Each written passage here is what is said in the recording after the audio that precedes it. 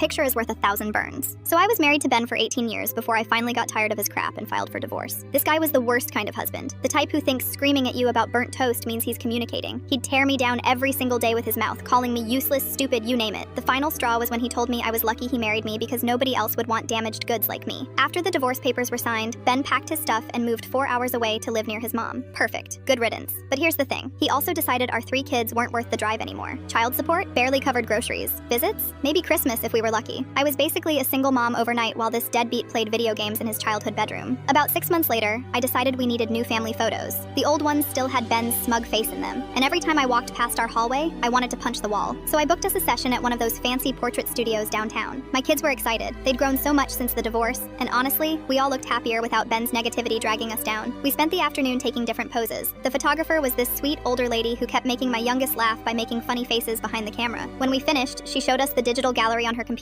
The photos were beautiful. Genuine smiles, relaxed poses, none of that forced family nonsense we used to do. As we're scrolling through picking which ones to order, my oldest daughter Emma suddenly perks up. "Mom, can we send one to Grandma Ruth?" That's Ben's mom. I felt my stomach drop a little because Ruth and I never really had much of a relationship. We saw each other maybe twice a year at holidays, exchanged pleasantries, that was it. "Honey, I don't think Grandma would want a picture with me in it," I told her gently. "But we can definitely order her a nice one with just you kids." Emma shook her head really fast. "No, Mom, she always asks about you when Dad calls. She tells him he messed up the best thing that ever happened to him." Wait, what? I was shocked. Ben's best friend Trevor had mentioned something similar a few weeks back when he stopped by to grab some tools Ben forgot. He said Ruth was constantly getting on Ben's case about the divorce, telling him he was an idiot for throwing away his family. She even kept me as a friend on Facebook while Ben blocked me everywhere. Emma grabbed my phone before I could stop her and called Ruth right there in the studio. "Grandma, we're getting family pictures done. Do you want one with Mom in it or just us kids?" I could hear Ruth's voice through the phone, loud and clear. "Oh, sweetheart, I definitely want one with your beautiful mother. She's still family to me." My heart melted a little. After 18 years of feeling invisible in that family, here was Ruth actually wanting me included. So right there, I decided to order her the biggest, most beautiful print they had. I got an 8x10 glossy photo of all 4 of us, me in the center with my arms around the kids, all of us genuinely smiling and laughing. Then I went to the frame shop next door and had it professionally matted in this gorgeous silver frame. I shipped it to Ruth's house with a note that said, "Thank you for always making me feel welcome in your family. Love, Sarah and the kids." What I didn't know until later was where Ruth decided to hang this masterpiece. Trevor called me 2 weeks later absolutely dying with laughter. Apparently, Ruth hung our family portrait right in her front entryway, the first thing you see when you walk through her door. So now, every single time Ben visits his mom, the first thing he sees is my smiling face staring back at him from a beautiful family photo that very clearly shows how much better off we are without him. Trevor said Ben's face went completely white the first time he saw it. He stood there for like 30 seconds, just staring, then asked his mom why she had that up. Ruth looked him dead in the eye and said, "Because that's what a real family looks like, Benjamin. Maybe you should have thought about that before you threw yours away." Ben apparently tried to convince her to take it down, but Ruth refused. She told him if he didn't like seeing his ex-wife's happy face, he could visit less often.